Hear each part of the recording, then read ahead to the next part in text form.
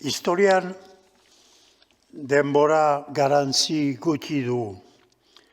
Hain dela eta, Pariseko marzo eraikinaren kasuan, Eusko Alderdi Jeltzaleak bere legezko jabetza berreskuratu du. 73 urte beranduago, nire aldetik.